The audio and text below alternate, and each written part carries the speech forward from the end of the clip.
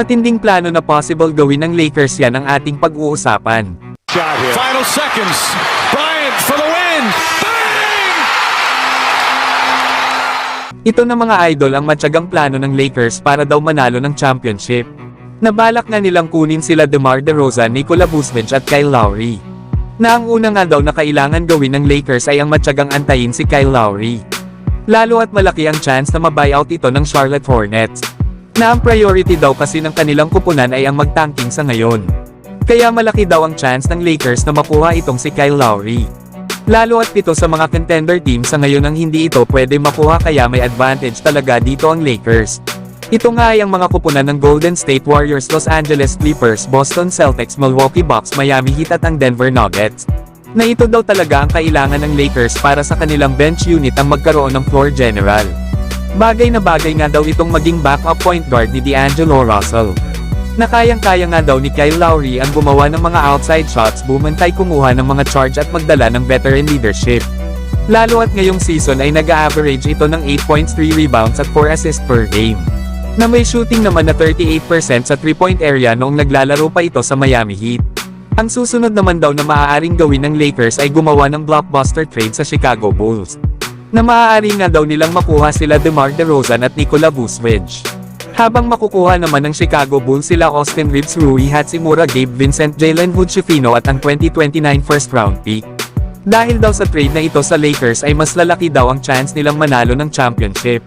Lalo at mga former All-Star itong sila DeMar DeRozan at Nikola Vucevic. Kaya in case na hindi available na maglaro ang maalinman kana Davis at LeBron, ay kayang-kaya mag-provide ng scoring nila DeMar DeRozan at Nikola Vucevic para sa Lakers. Lalo at itong si DeMar DeRozan ay proven ng scorer at playmaker. Kaya kayang-kaya din ito na pangunahan ng Lakers pagdating sa kanilang opensa. Na may average nga ito ngayong season ng 21 points at 5 assists.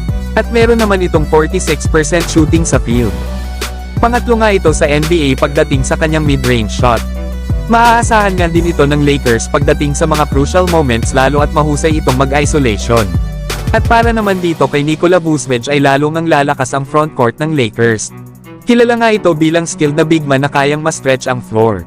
Na may average nga ito ngayong season ng 16 points, 10 rebounds at 3 assists per game. Na meron naman itong 46% shooting sa field. Kayang-kaya nga ni Nikola Vucevic ang makascore sa loob at labas. Mahusay din itong makapag-create ng mga mismatch sa kalaban. Isa pa ay malakas din ito kumuha ng mga rebounds at meron nga rin itong mataas na basketball IQ. Magbi-benefit nga din daw dito ang Lakers pagdating sa pick and roll. Kaya bagay na bagay daw itong kasama nila LeBron at Davis. Kaya solid daw talaga ang lineup na mabubuo ng Lakers kapag nangyari ang blockbuster trade na ito. Na inaasahan naman na ito ang magiging starting 5 ng Lakers. Na andyan nga sila D'Angelo Russell, DeMar DeRozan, LeBron James, Anthony Davis at Nikola Vucevic. Para naman sa bench ng Lakers ay andyan naman sila Kyle Lowry, Cam Reddish, Max Christie, Taurean Prince, Jared Vanderbilt, Christian Wood at Jackson Hayes. Na walang duda daw mga idol na isa ang Lakers sa mga contender team na manalo ng NBA title kapag nangyari ang blockbuster trade na ito. Pero kayo mga idol, ano ang masasabi nyo sa trade idea na ito? So hanggang dito na lang tayo mga idol. At huwag nyo naman kalimutan mag-subscribe bilang pagsuporta.